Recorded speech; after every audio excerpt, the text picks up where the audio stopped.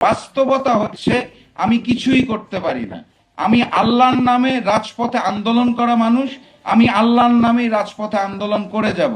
এই কারণে যদি আমাকে হত্যা করা হয় বা আক্রমণ করা হয়, সেটা আমি জনগণের হাতে ছেড়ে দেব। দেখুন, আমাদের মাঝে ওসমান হাদিও ছিল, ওসমান হাদি আজকে নাই, কিন্তু ওসমান হাদি চলে যাওয়ার পর আমার ভাই হাদির আদর্শ নিয়ে লাখো মানুষ এখন রাজপথে আছে।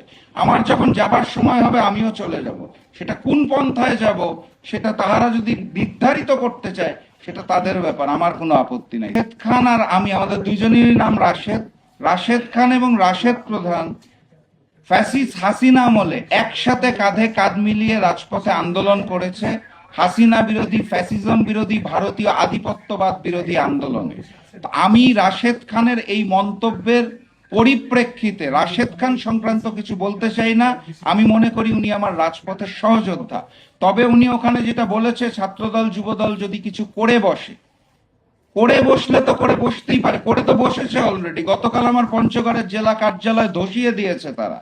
বিভিন্ন জায়গায় বিভিন্নভাবে তারা অত্যন্ত অশ্লীল কথাবার্তা বলছে, সোশ্যাল মিডিয়াতে আমাকে এবং আমার সহধর্মিনীকে হ্যারাস করছে। এটার জন্য আমি রাশেদ খানকে দায়ী করতে চাই না। উনি ওনার যেটা বলতে প্রয়োজন মনে করেছেন উনি ওটা বলেছেন। এবং প্রশ্নটা আপনি যেটা করেছেন আমি কি করতে পারি, যেটা রাশেদ খানও করেছে,